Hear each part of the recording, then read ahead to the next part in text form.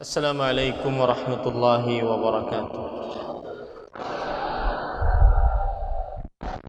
Bismillahirrahmanirrahim.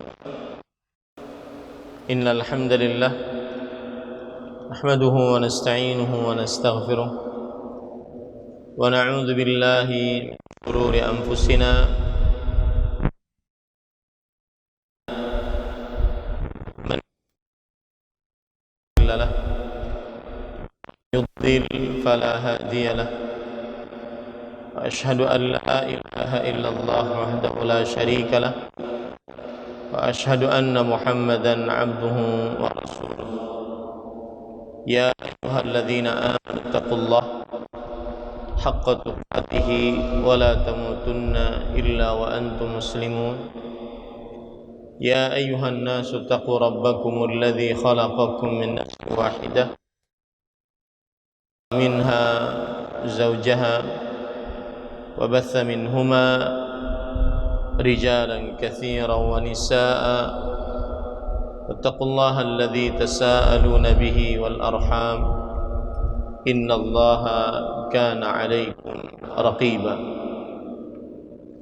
Ya ayyuhalladzina amanu taqullaha wa qulu qawlan sadida yuslih a'malakum wa yaghfir lakum dhunubakum wa man yuti'illaha wa rasulahu faqad faza fawzan 'azima.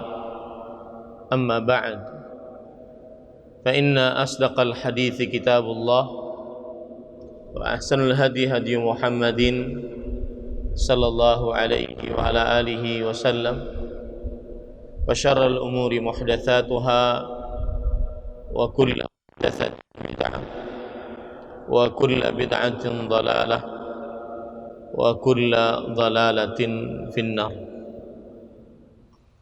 Alhamdulillah, kita bersyukur pada Allah Subhanahu wa taala pada hari ini, hari Senin malam,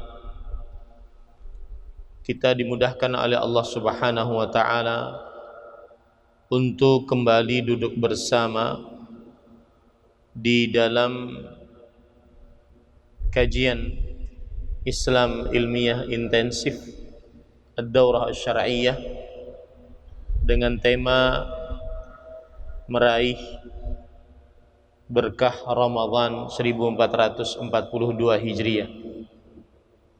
Salawat dan salam semoga selalu Allah berikan pada Nabi kita Muhammad sallallahu alaihi wa ala alihi wasallam, pada keluarga beliau, para sahabat, serta orang-orang yang mengikuti beliau sampai hari kiamat kelak. Dengan nama-nama Allah yang husna dan sifat-sifatnya yang mulia, kita berdoa, Allahumma inna nas'aluka ilman nafi'an wa rizqan tayyiban wa amalan mutaqabbalan. Ahibati talabah wal muwazzafun, para santri-santri sekalian, dan juga para pegawai yang saya cintai karena Allah, semoga Allah Subhanahu wa taala selalu menjaga kita. Pada kesempatan kali ini kita melanjutkan kajian Islam intensif meraih berkah Ramadan 1442 Hijriah. Dan pada pertemuan yang pertama kita sudah sebutkan bahwa materi kajian yang pertama adalah hukum dan adab puasa. Dan hukum dan adab puasa yaitu satu, definisi puasa; yang kedua, hukum puasa di bulan Ramadan; yang ketiga, dua cara menentukan masuknya bulan Ramadan; dan yang keempat, dua rukun puasa. Yang kelima yaitu orang-orang yang diperbolehkan untuk berbuka di siang hari Ramadan. Ini 5 poin yang sudah kita pelajari, dan pertemuan kali ini kita langsung masuk kepada materi kajian 2, sifat Nabi Muhammad sallallahu alaihi wasallam. 6 dari materi kajian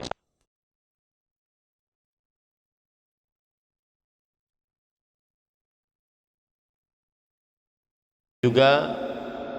Nomor 7, 2 adab puasa yang wajib akan ada pada sifat puasa Nabi Muhammad sallallahu alaihi wasallam. Begitu juga adab-adab puasa yang mustahab akan ada pada sifat puasa Nabi Muhammad sallallahu alaihi wasallam.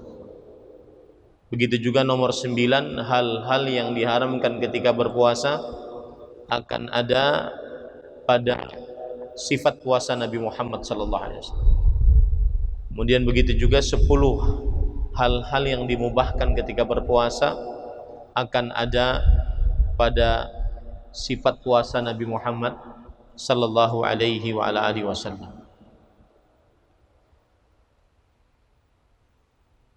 Dan juga ke-11 kesalahan-kesalahan yang terjadi di dalam Ramadan akan ada pada sifat puasa Nabi Muhammad SAW. Oleh karena itu, pada pertemuan yang kedua kita langsung masuk kepada materi kajian 2, sifat puasa Nabi Muhammad SAW. Tafadhal ya qari. Materi kajian 2, sifat puasa Nabi Muhammad SAW.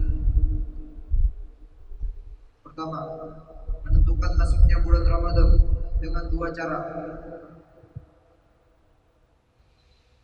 Baik, para ikhwah yang dirahmati oleh Allah Subhanahu wa taala, kita sudah mempelajari bahwasanya Nabi Muhammad sallallahu alaihi wa ala alihi wasallam menentukan masuknya bulan Ramadan dengan 2 cara, yaitu yang pertama ruqyatul hilal, melihat hilal awal bulan, dan yang kedua adalah berpuasa atau menyempurnakan jumlah bilangan bulan Sya'ban menjadi 30 hari. Nah,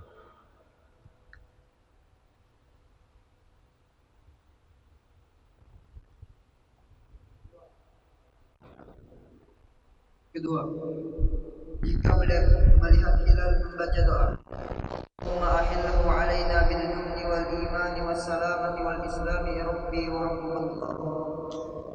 termasuk sifat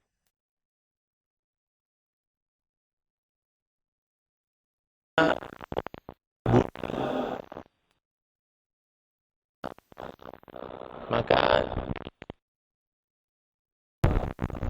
doa ini diriwayatkan dalam hadis riwayat Imam Tirmidzi dari sahabat Nabi radhiyallahu anhu anna an-nabiy sallallahu alaihi wasallam kana qala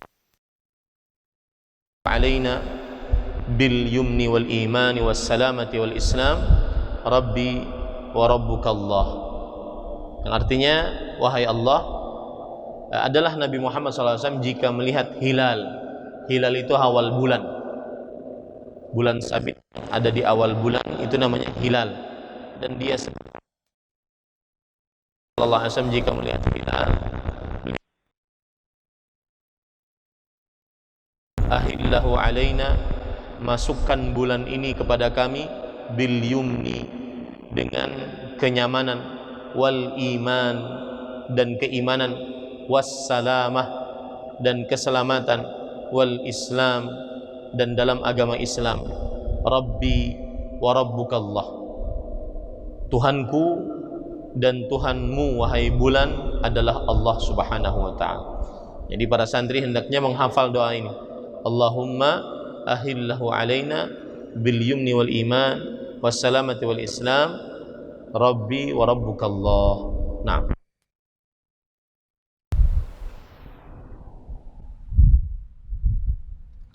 ya Pak.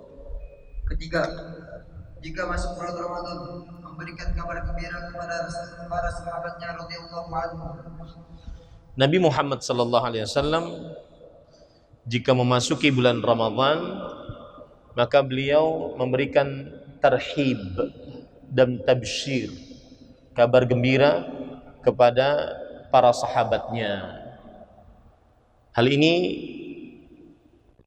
berdasarkan hadis riwayat Imam An-Nasa'i dari sahabat Nabi Abu Hurairah radhiyallahu anhu, beliau meriwayatkan qala Rasulullah sallallahu alaihi wasallam ataakum Ramadan syahrun mubarak faradallahu azza wa jalla alaikum siyamah tuftahu fihi abwabus sama wa tughlaqu fihi abwabul jahim wa tughallu fihi maradatus syayatin lillahi fihi lailatun khairun min alfi syahr man hurima khairuha faqad hurim.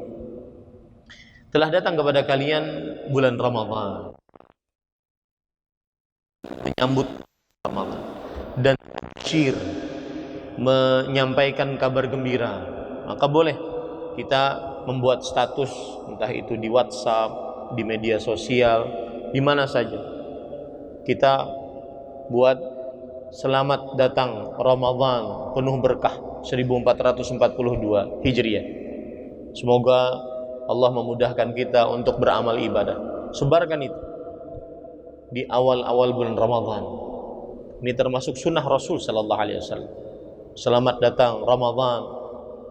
Ya, marhaban Ramadan. Pokoknya bergembira dan menyebarkan kegembiraan tersebut kepada orang lain. Sebagaimana Rasulullah SAW bersabda, atakum Ramadan, telah datang kepada kalian Ramadan syahrun mubarak, bulan yang penuh dengan berkah. Allah Azza wa Jalla telah mewajibkan atas kalian berpuasa padanya. Di dalamnya dibukakan pintu-pintu langit, di dalamnya ditutup pintu-pintu neraka jahanam, di dalamnya diikat dengan rantai para pemimpin syaitan. Di dalamnya Allah Subhanahu wa taala memiliki sebuah malam yang lebih baik daripada 1000 bulan.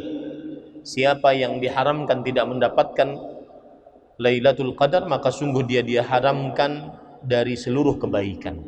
Yang jelas termasuk sunnah Rasul sallallahu alaihi wasallam adalah beliau menyambut bulan Ramadan, bergembira. Dan kalau kita di zaman sekarang, kita sampaikan SMS, WhatsApp kepada khalayak ramai bahwa kita bergembira mendapati Ramadan. Nah, Keempat, berniat di malam hari. kemudian sifat puasa Rasul sallallahu alaihi wasallam adalah berniat di malam hari. Maksud di malam hari semenjak terbenam matahari sebelum terbit fajar kedua. Hal ini berdasarkan hadis yang diriwayatkan oleh Imam Abu Daud, Imam Tirmidzi, Imam Ibnu Majah dari Ummul Mukminin, sahabat wanita Rasulullah sallallahu alaihi wasallam, istri Rasul sallallahu alaihi wasallam, Hafsah radhiyallahu anha, anna Rasulullah sallallahu alaihi wasallam qala man lam yujmi' as-siyama qabla al-fajr fala siyama lah. Siapa yang tidak mengumpulkan niat puasa sebelum waktu subuh, di niatnya di malam hari, jangan niatnya setelah subuh. Siapa yang tidak mengumpulkan sebelum waktu subuh, maka tidak ada puasa atasnya, artinya tidak sah puasanya. Dalam lafal yang lain, man lam yubayyitis siyama qabla al-fajr fala siyamalah. Siapa yang tidak meletakkan niat di malam hari untuk berpuasa sebelum subuh, maka tidak sah puasanya. Di dalam riwayat yang lain, man lam yujmi'as siyama qabla tulu'il fajri fala siyamalah. Siapa yang tidak meletakkan niat puasa sebelum terbit fajar, maka tidak sah puasanya. Dalam riwayat yang lain, man lam yubayyit as-siyama minal lail fala siyama lah. Siapa yang tidak meletakkan niat puasa di malam hari, maka tidak sah puasanya. Ini lafaz semua menunjukkan bahwa sifat puasa Nabi Muhammad SAW berniat untuk puasa Ramadan di malam hari, batas terakhir sebelum masuk waktu subuh. Nah, kelima, bersahur. Beliau menyatakan di dalam sahur ada berkah. Bersahur, dan beliau Nabi Muhammad SAW menyatakan bahwa di dalam makan sahur ada berkah. Apa itu sahur? Sahur adalah makan di akhir malam, makan dan minum di akhir malam, itu namanya sahur. Dan waktu sahur dimulai dari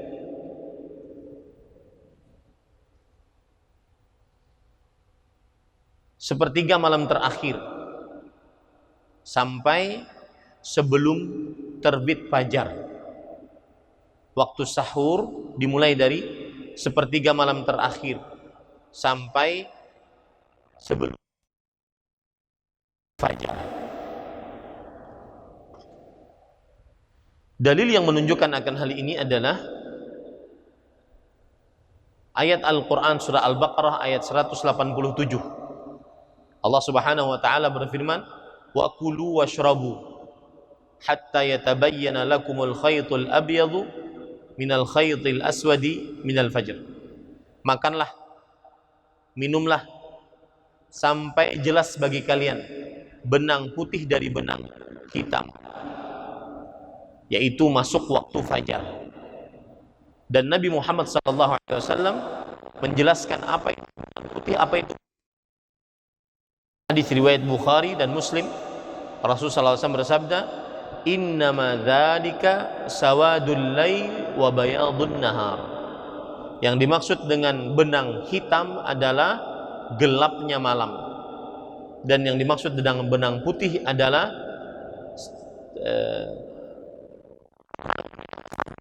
terangnya fajar. Ini menunjukkan bahwa waktu sahur dimulai dari sepertiga malam terakhir sampai sebelum subuh, Dalil yang menunjukkan akan hal ini juga adalah hadis riwayat Bukhari dan Muslim dari Abdullah bin Umar radhiyallahu anhuma, anna Rasulullah sallallahu alaihi wasallam qala, inna Bilalan yu'adhdhinu bilail fakulu washrabu hatta yunadiya ibnu ummi maktum. Sesungguhnya Bilal radhiyallahu an, muadzin Rasul sallallahu alaihi wasallam, beliau mengumandangkan azan di malam hari, menunjukkan waktu belum masuk subuh. Di malam hari, 1 jam kira-kira sebelum waktu subuh. Makanlah, minumlah sampai ibnu ummi maktum, seorang muadzin di zaman Rasulullah SAW, mengumandangkan azan. Dan ibnu ummi maktum ini adalah seorang buta. Kana rajulan a'ma la yunadi hatta yuqala lah asbahta. Dia adalah seorang tunanetra, orang buta, otomatis tidak tahu mana sudah waktu subuh atau belum. Maka beliau tidak mengumandangkan azan kecuali kalau sudah mendengar sudah subuh, silahkan azan. Ini menunjukkan bahwasanya waktu sahur dimulai dari sepertiga malam terakhir sampai sebelum azan subuh, sebelum terbit fajar kedua. Sekarang pertanyaan, kapan sepertiga malam terakhir? Misalkan sekarang kita ini maghribnya anggap jam 18.30 wita, 18.30 wita. Kemudian subuhnya anggap jam 5 wita.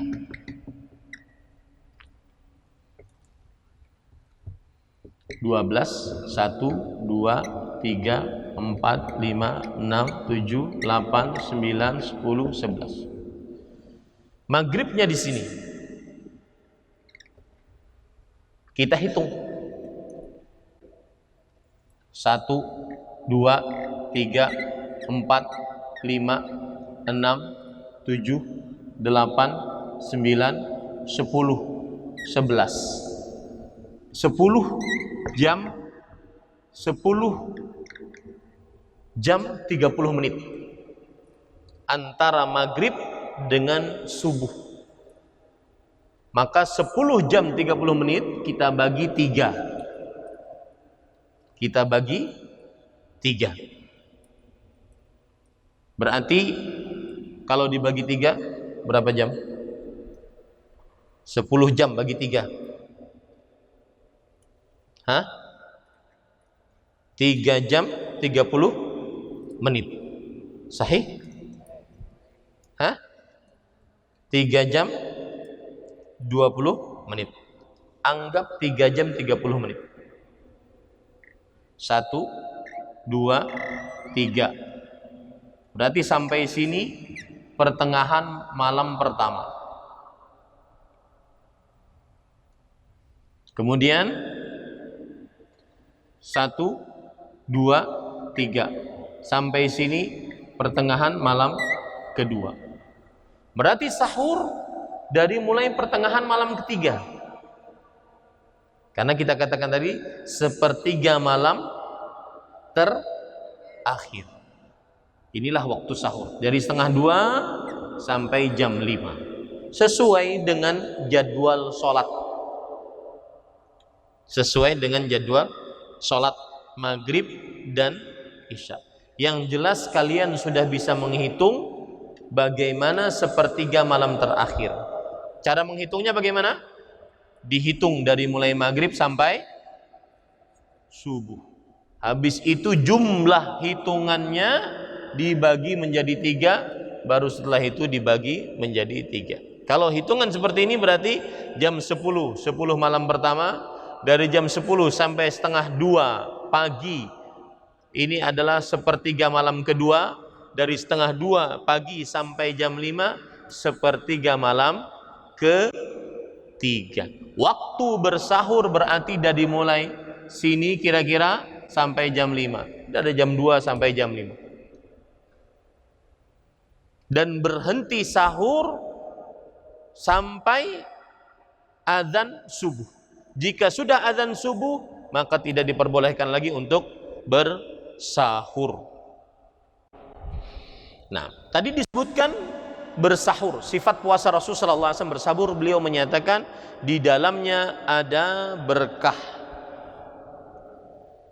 Hal ini berdasarkan hadis Rasulullah SAW bahwa sahur ada berkah. Maka para santri, terutama yang sudah kebiasaan sholat tahajud dibangunkan pada jam 4,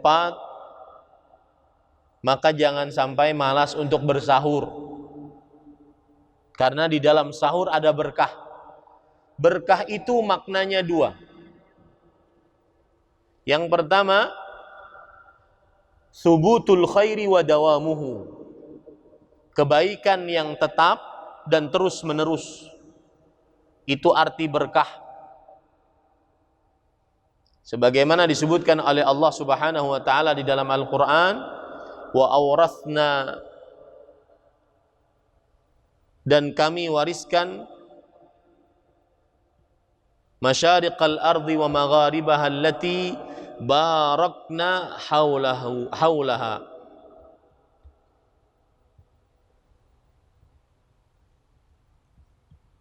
Surat Al-A'raf ayat 137. Wa awrathnal qaumal ladzina kanu yustad'afuna masyariqal ardi wa magharibaha allati barakna fiha. Afwan. Surat Al-A'raf ayat 137. Dan kami wariskan kepada kaum yang telah ditindas itu negeri-negeri di bagian timur bumi dan di bagian baratnya yang telah kami beri berkah padanya. Bagian barat yang telah diberi berkah oleh Allah Subhanahu wa taala adalah negeri Syam. Suriah, Lebanon, Palestina, ya. Ini negeri-negeri yang diberikan berkah, makanya dia subur. Kurmanya, zaitunnya subur. Maka arti berkah yang pertama, kebaikan yang tetap dan terus menerus. Thubutul khairi wa dawamu. Sedangkan arti berkah yang kedua, kathratul khairi wa ziyadatuhu, kebaikan yang banyak dan terus bertambah. Kebaikan yang banyak dan terus bertambah. Hal ini sebagaimana disebutkan oleh Allah dalam surat Ali Imran ayat 96. Inna awwala baitin wudi'a lin-nas lalladzi bi Bakkata mubarakan. Sesungguhnya rumah yang pertama kali dibangun untuk tempat ibadah manusia adalah rumah Allah yang berada di Bakkah. Bakkah maksudnya adalah kota Mekah yang diberkahi. Lihat, berkah. Kenapa beribadah di Masjidil Haram yang ada Ka'bahnya berkah? Karena satu kali sholat di sana senilai dengan 100.000 sholat di masjid-masjid lain. Satu kali takbiratul ihram, Allahu Akbar, sampai salam itu senilai dengan 100.000 sholat. Sama dengan orang sholat 55 tahun, 6 bulan, 20 hari di masjid lain. Satu kali sholat. Makanya Imam Ibnu Katsir mengatakan, ja'alahu mubarakan litadha'ufil amali fih, fal barakatu kathratul khair. Allah menjadikan Baitullah penuh berkah karena beramal di dalamnya ditambahkan pahalanya. Satu kali sholat 100.000 sholat. Maka berkah artinya adalah kebaikan yang banyak dan terus bertambah. Maka ketika kita katakan sahur berkah, berarti ada dua maknanya. Makan sahur kebaikannya tetap dan terus menerus ada. Yang kedua, makan sahur kebaikannya banyak dan terus bertambah. Ini makna berkah. Maka jangan pernah tinggalkan bersahur. Di antara berkah sahur, satu. Di antara berkah sahur, satu. Orang yang bersahur berarti dia membedakan puasanya dengan puasa ahli kitab. Orang yang bersahur berarti dia membedakan puasanya dengan puasa ahli kitab. Bismillah.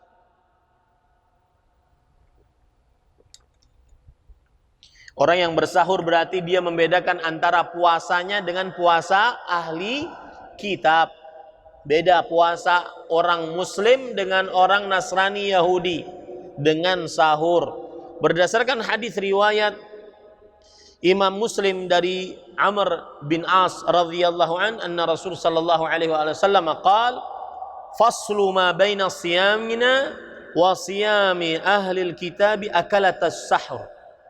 Perbedaan antara puasa kita orang Islam dengan puasa ahlul kitab, makan sahur. Itu berkah yang pertama. Berkah yang kedua, orang yang bersahur akan dipuji oleh Allah di hadapan para malaikat dan didoakan oleh para malaikat untuk mendapatkan berkah dan rahmat. Orang yang bersahur dipuji oleh Allah di hadapan para malaikat dan didoakan oleh para malaikat untuk mendapatkan berkah dan rahmat. Hal ini sebagaimana hadis dari sahabat Nabi Abu Sa'id Al-Khudri radhiyallahu anhu. Qala Rasulullah sallallahu alaihi wa alihi wasallam, as-sahuru akluhu barakah fala tad'uhu walau an yujriya ahadukum jur'atan min ma' fa inna Allah azza wa jalla wa malaikatahu yusalluna 'alal mutasahhirin.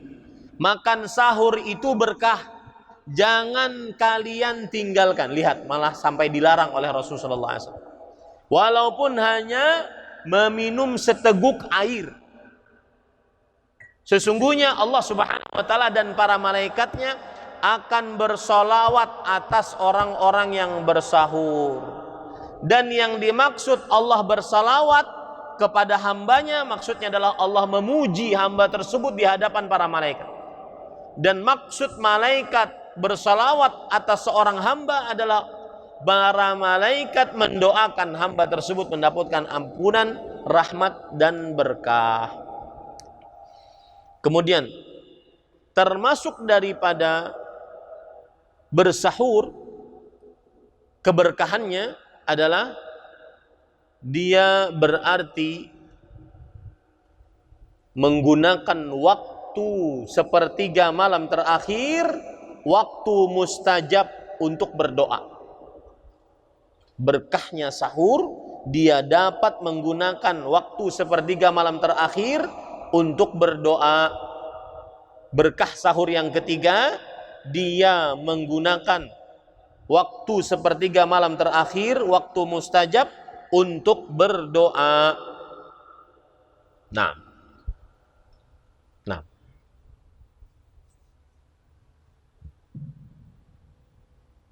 Ketujuh, bersahur dengan kurma atau yang lainnya. Taib. Yang ketujuh, bersahur dengan kurma atau yang lainnya. Hal ini berdasarkan hadis riwayat Imam Abu Daud dari Abu Hurairah radhiyallahu an, bahwa Nabi Muhammad sallallahu alaihi wasallam bersabda, "Ni'ma sahurul mu'min at-tamr." Sebaik-baik sahur orang beriman adalah tamar, kurma jenis tamar. Perhatikan sini. Kurma ada dua macam. Ada kurma yang sudah kering, itu disebut dengan tamar. Seperti ini. Kurma yang sudah kering disebut dengan tamar.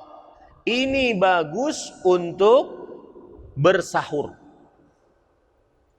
Kenapa? Karena proses dari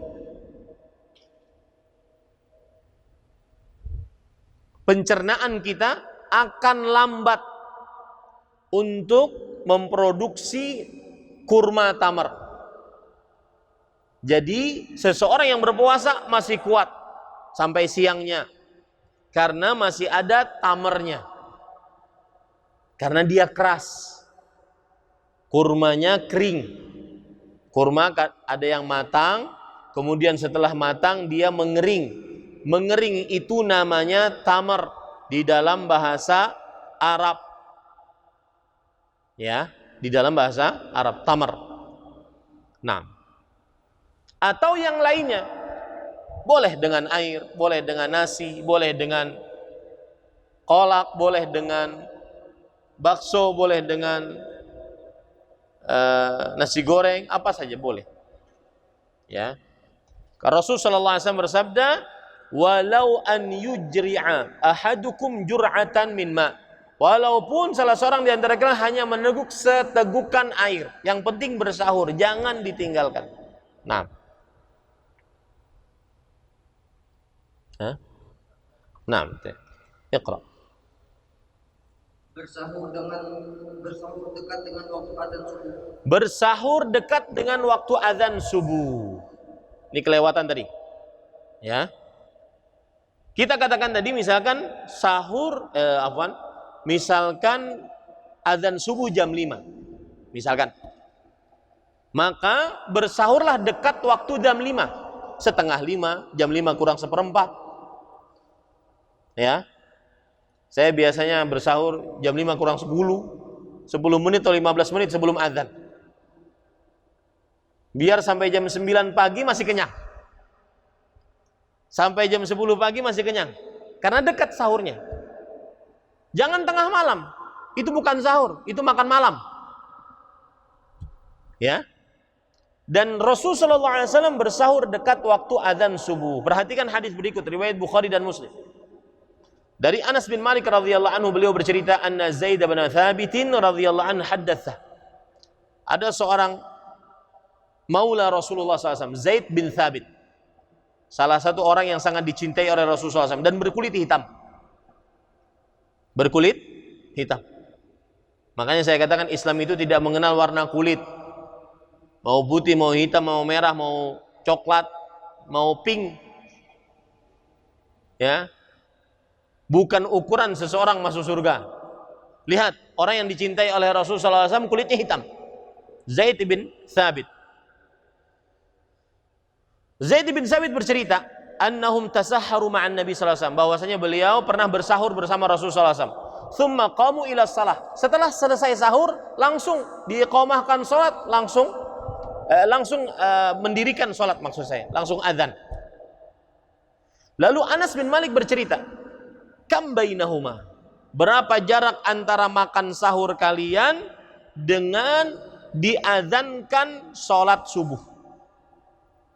Maka Zaid bin Thabit radhiyallahu anhu berkata, qadru 50 ayah wa 60 ayah.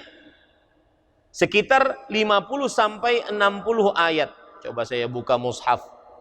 50 sampai 60 ayat itu kalau kita buka dari surat Al-Baqarah, maka kita akan dapati, sebentar,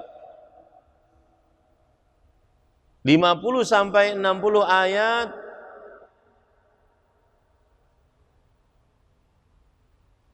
saya hitung ya. 1, 2, 3, 4, setengah juz. Setengah juz orang yang lancar baca Quran 15 menit. 15 menit. Antara azan dengan sahurnya Nabi Muhammad sallallahu alaihi wasallam. 15 menit sebelum azan. Maka bersahurlah. Ustaz, itu ada ucapan imsak 15 menit sebelum azan. Maka kita katakan, biarkan saja. Itu belum waktu berhenti makan sahur. Karena makan sahur berhentinya saat kapan? Azan subuh. Nah.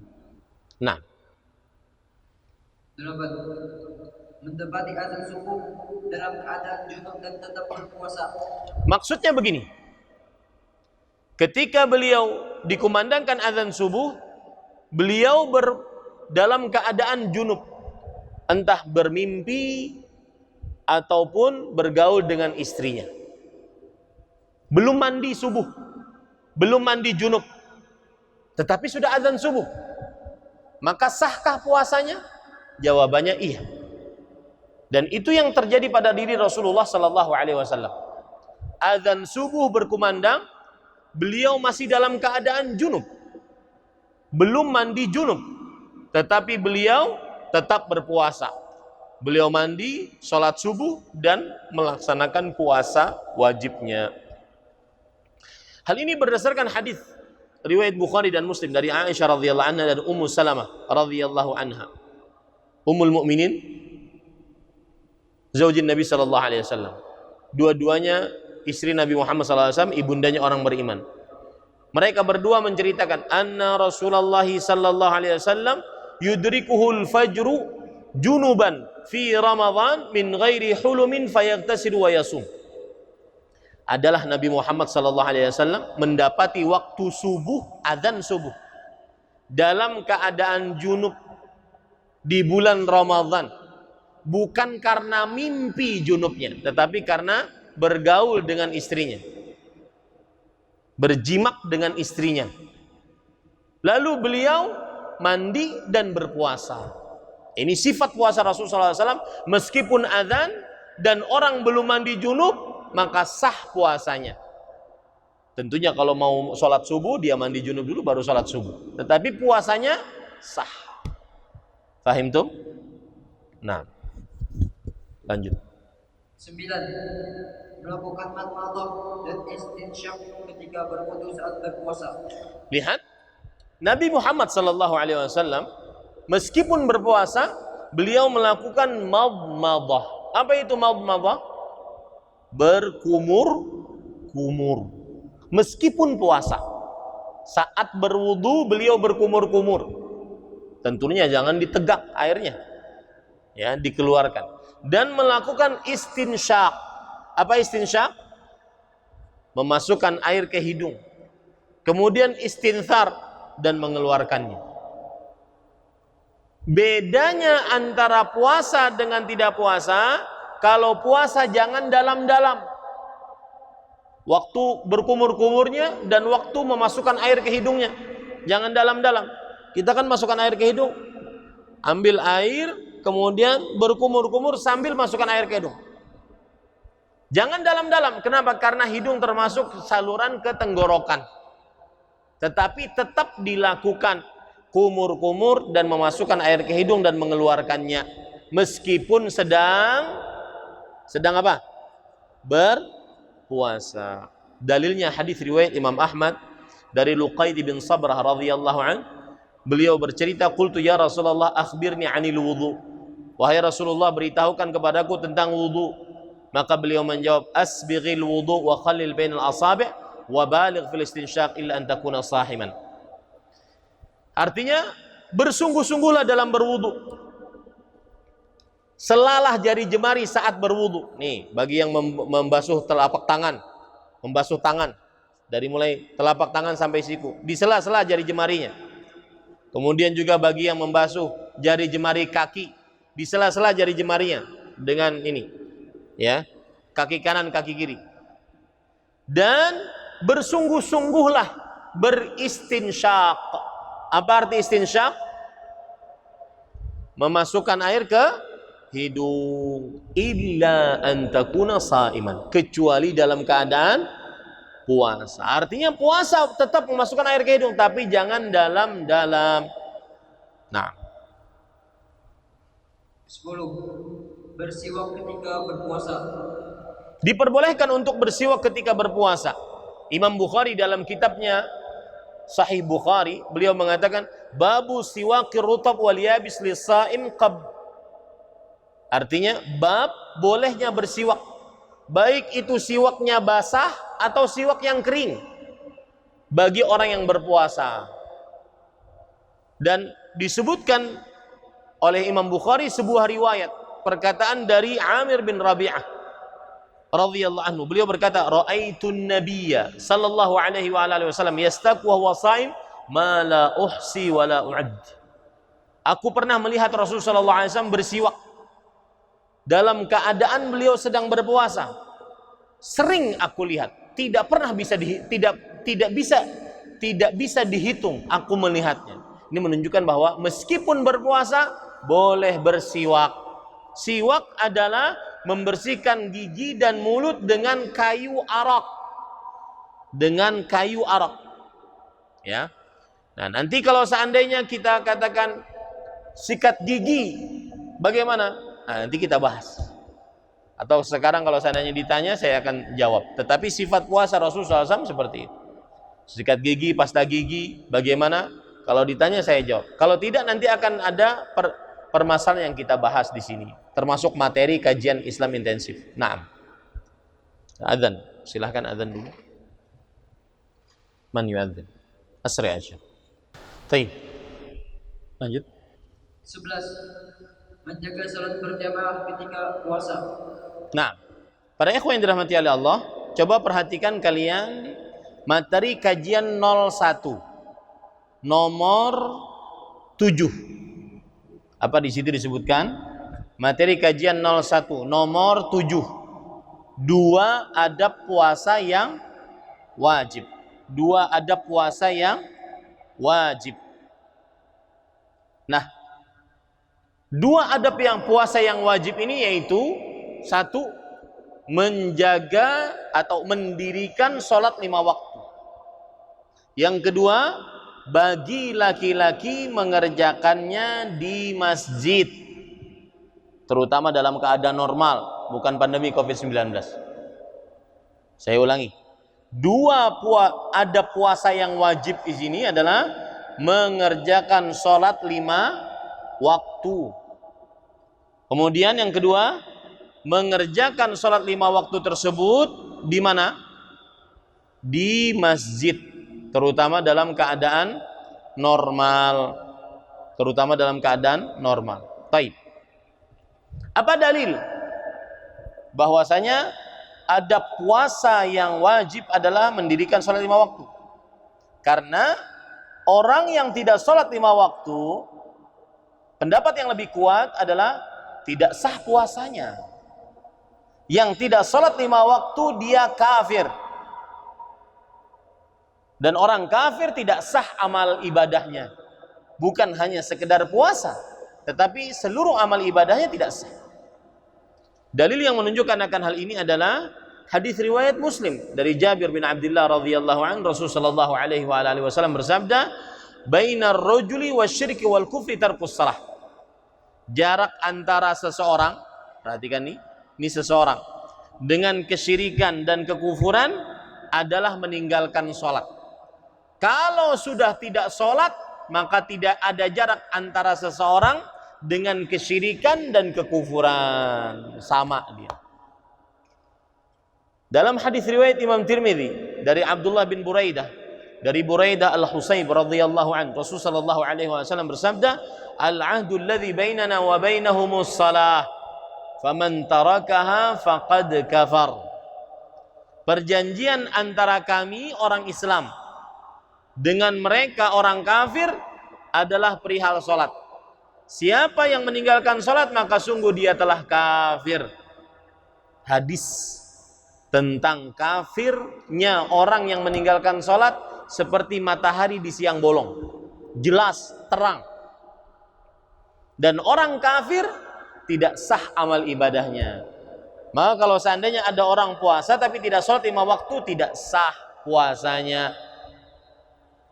Tidak sah puasanya. Dan seluruh amal ibadahnya tidak sah.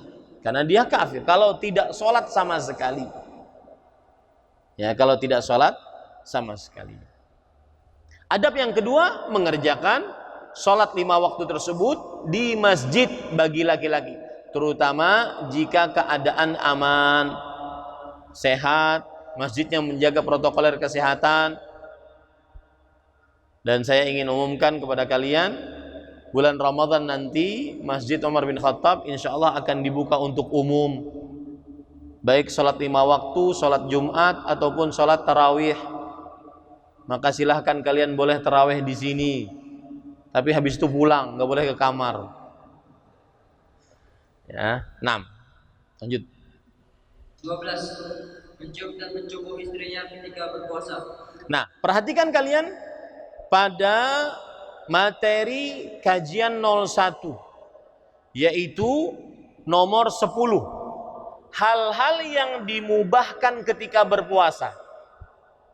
Hal-hal yang dimubahkan ketika berpuasa, yaitu hal-hal yang dibolehkan ketika berpuasa.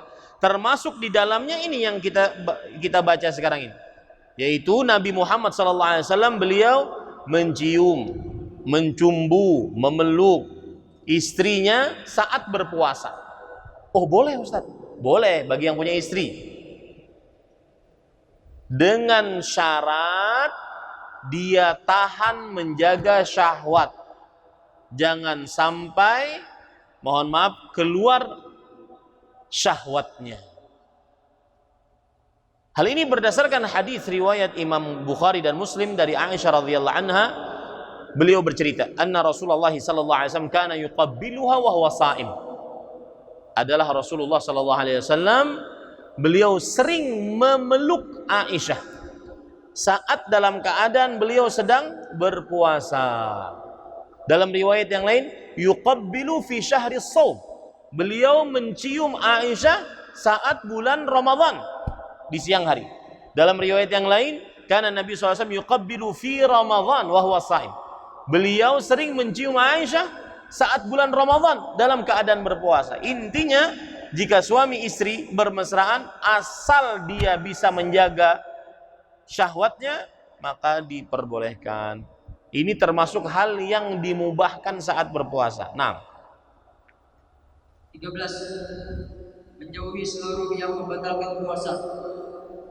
Menjauhi seluruh yang membatalkan puasa. Nah ini, kalau kita lihat materi kajian nomor 1, yaitu pada pembatal-pembatal puasa nomor 6. Betul tidak? Ya, nomor 6 materi kajian 01 ada pembatal-pembatal puasa. Nah, sekarang saya akan sebutkan apa saja pembatal-pembatal puasa yang Rasulullah SAW menjauhinya. Membatalkan puasa. Yang pertama, jimak. Jimak itu artinya persetubuhan suami istri atau laki-laki perempuan. Dan batasannya adalah, perhatikan baik-baik, ini mohon maaf, batasannya adalah kepala kemaluan laki-laki masuk ke dalam kemaluan perempuan meskipun tidak keluar air mani, berarti dia sudah melakukan pembatal puasa yang besar, yang berat, yang besar dosanya. Itu batasannya. Meskipun tidak keluar air mani. Dalil yang menunjukkan akan hal ini surah Al-Baqarah ayat 187. Allah Subhanahu wa taala berfirman, "Uhilla lakum lailatas siyami rafathu ila nisaikum. Hunna libasul lakum wa antum libasul lahunna, alimallahu annakum kuntum takhtanuna anfusakum fataba 'alaikum wa 'afa 'ankum, fal'ana bashiruhunna wabtaghu ma kataballahu lakum wa kulu washrabu hatta yatabayyana lakumul khaytul abyad minal khaytil aswad minal fajr, thumma atimmus siyama ilal lail." Dihalalkan bagi kalian untuk berhubungan badan pada malam puasa. Berarti setelah berpuasa. Ya. Kepada istri kalian, mereka pakaian bagi kalian, kalian pakaian bagi mereka. Kemudian Rasulullah SAW, Allah berfirman, kemudian sempurnakanlah puasa sampai malam. Ini menunjukkan bahwasanya, kata Syekhul Islam Ibnu Taimiyah rahimahullah, fa udzina fil mubasyarah fa uqila min dzalika anna al murada min as-siyam as-siyamu min al mubasyarah. Ketika diizinkan di malam hari untuk berjimak, maka ini menunjukkan bahwa di siang hari haram dan membatalkan puasa. Ya, dan ini para ikhwan yang dirahmati oleh Allah Subhanahu wa taala, apabila ada orang berjimak di siang hari bulan Ramadan, maka dia melakukan dosa besar. Melakukan dosa besar. Apa yang harus dia lakukan kalau seandainya dia melakukan jimak di siang hari bulan Ramadan? Maka yang harus dia lakukan adalah yang pertama, dia setelah berjimak harus menahan diri, tidak boleh makan minum sampai buka puasa. Yang kedua, dia wajib untuk mengqadha hari itu di lain hari di luar bulan Ramadan karena puasanya rusak. Yang ketiga, dia harus bayar kafarat, penebus dosanya dengan kafarat yang besar.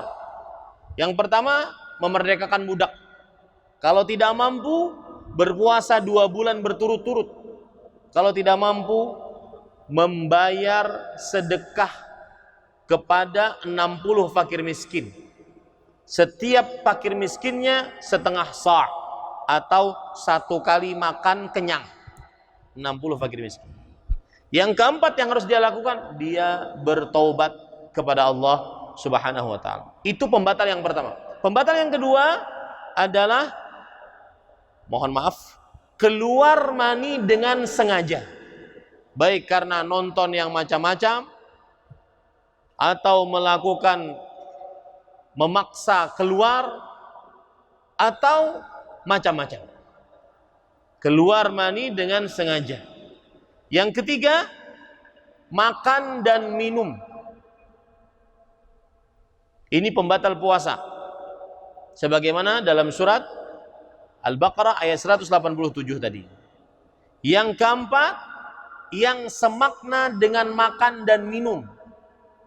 yang semakna dengan makan dan minum. Seperti apa semakna makan dan minum? Seperti transfusi darah. Ada orang kehabisan darah, lalu dimasukkan darah ke tubuhnya. Ini namanya transfusi darah. Kemudian setelah ditransfusi darah, dia menjadi kuat. Maka ini pembatal puasa. Semakna makan dan minum. Atau disuntik. Kemudian dengan disuntik tersebut hilang lapar. Ini semakna makan dan minum. Batal puasanya. Atau misalkan yang lain lagi, cuci darah. Ketika cuci darah, maksud cuci darah, darah yang ada dikeluarkan diganti dengan darah yang baru. Kemudian dia tambah kuat. Ini batal puasanya. Karena semakna dengan makan dan minum. Kemudian yang kelima, yaitu berbekam. Mengeluarkan darah dengan bekam. Bekam paham? Jadi darah dikeluarkan dari tubuh dalam jumlah yang banyak. Maka ini batal karena Rasulullah SAW bersabda dalam hadis riwayat Imam Abu Daud, aftaral hajim wal mahjum. Orang yang membekam dan yang dibekam batal puasanya. Yang keenam, muntah dengan sengaja. Muntah dengan sengaja batal puasanya. Dalam hadis riwayat Imam Ibnu Majah, Rasulullah SAW bersabda, "Man dara'ahul qai fala qada alaih, wa man istaqa'a fa alaihi al-qada." Siapa yang muntah tanpa sengaja, tidak ada qada atasnya, puasanya sah.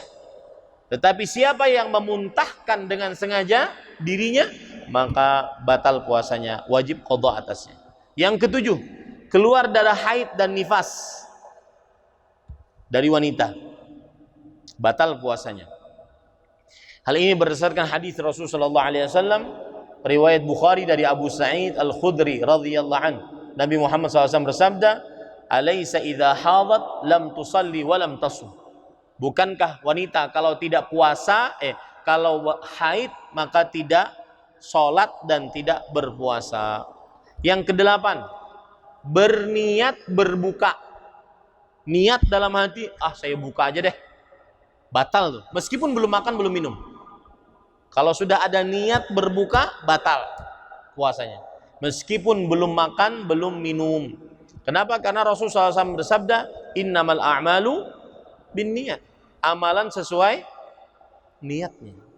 Yang kesembilan, murtad, keluar dari agama Islam. Hal ini berdasarkan surat Ali Imran, surat Al-An'am ayat 88. Walau asyraku la habita anhum ma kanu ya'mal.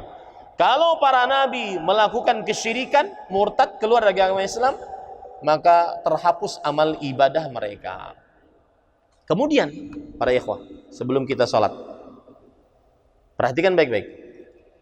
Kemudian, pembatal keislaman yang 9 tadi akan menjadi pembatal dan membatalkan puasa apabila terkumpul 3 syarat.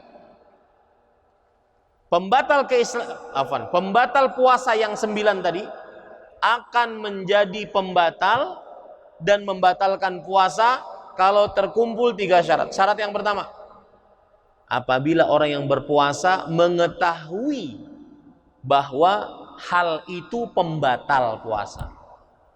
Mengetahui bahwa hal itu pembatal puasa. Kalau tidak tahu maka tidak batal. Yang kedua, saat dia melakukan itu dia ingat bahwa itu pembatal puasa. Dia ingat. Kalau lupa tidak batal. Misalkan saya pernah puasa dulu. Puasa. Habis itu saya masuk warung. Ini waktu masih di pesantren tahfidz. Masuk warung, mesen mie instan, pakai telur, teh, es manis. Makan, habis, bayar, keluar dari warung, baru ingat, puasa ya saya. Nah ini nggak batal puasanya. Oh masa Ustadz? Jangan bohong Ustadz, masa lupa? Ya lupa gimana? Ya, Ini syarat yang kedua, harus ingat saat mengerjakan puasa tersebut. Kalau lupa, maka tidak batal. Yang ketiga, dia memang sengaja mengerjakan pembatal puasa tersebut. Sengaja, bukan dipaksa. Sengaja. Nah, ini kira-kira yang bisa disampaikan. Masih ada waktu 5 menit kita untuk bertanya jawab. Hal min soal. Nah, ati mikrofon. Manis sa'il ats-tsani. Siapa yang ingin bertanya yang kedua? Baik.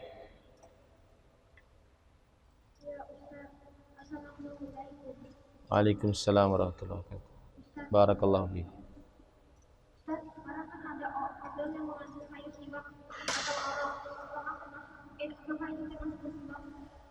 Setiap sikat gigi maka diperbolehkan saat berpuasa.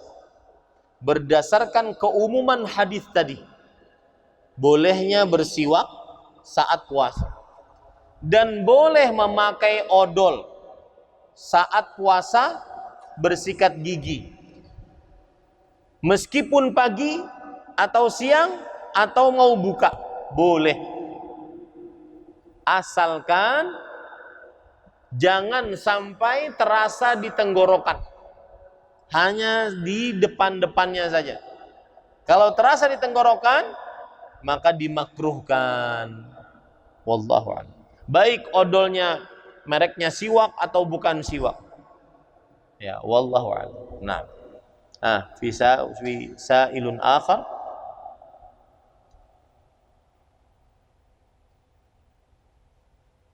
Nah, maafi? Nah, mukhlas qarib. طيب هذا قريب. يلا.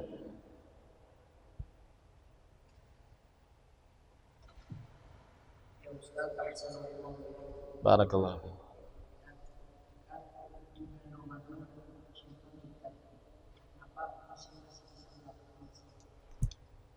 Syaitan diikat di bulan Ramadan. Kenapa masih ada yang bermaksiat? Apa maksiat yang paling terlihat dalam bulan Ramadan?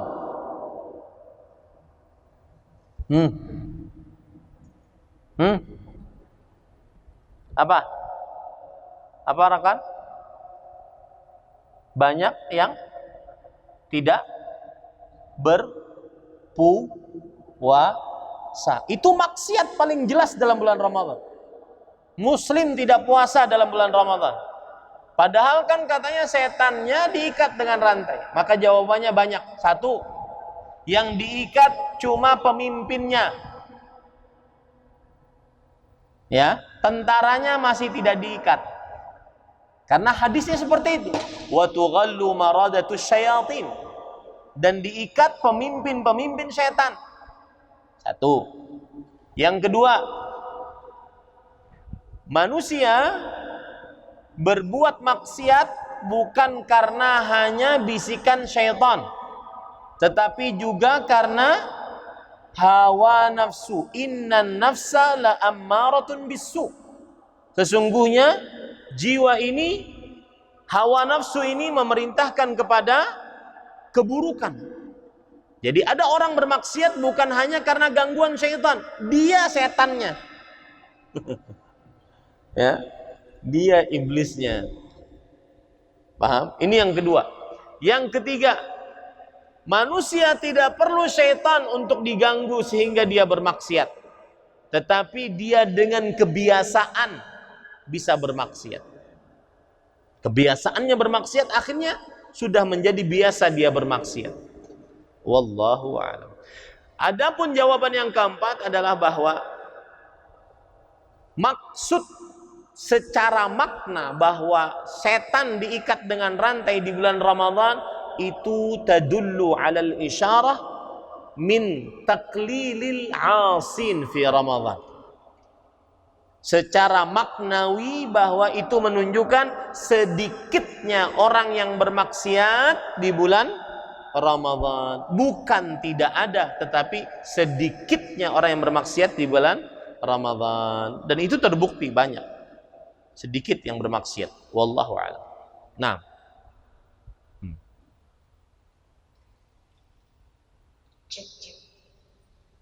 Ya Ustaz, ahsanallahu ilaikum. Barakallahu fiik. Ustaz, termasuk pembatal puasa tadi yang pertama adalah jima. Dan ketika berjima itu adalah suatu perbuatan dosa besar dan kita harus membayar kafarat. Nah, kafarat itu yang membayar yang laki-laki atau yang perempuan atau yang dua-duanya? Dua-duanya. Biar jelas sekalian. Al-Farizki, limadha tadhak? Ya. Di dalam hadis Rasul sallallahu alaihi wasallam yang diperintahkan untuk membayar kafarat adalah laki-lakinya. Dan tidak disebutkan tentang perempuan yang membayar kafarat. Akan tetapi, idza kanatil mar'atu mutawi'atan, kalau perempuan juga mau, maka dia pun bayar. Karena ada laki-lakinya yang maksa, karena mungkin pengantin baru.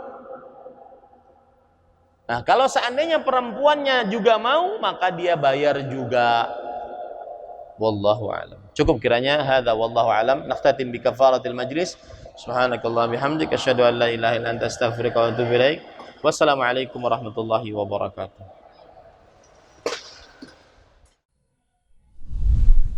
Terima kasih. Jazakumullah khairan wa barakallahu fikum. Video ini dibuat atas partisipasi dari donasi Anda. Semoga menjadi amal jariah bagi Anda semuanya.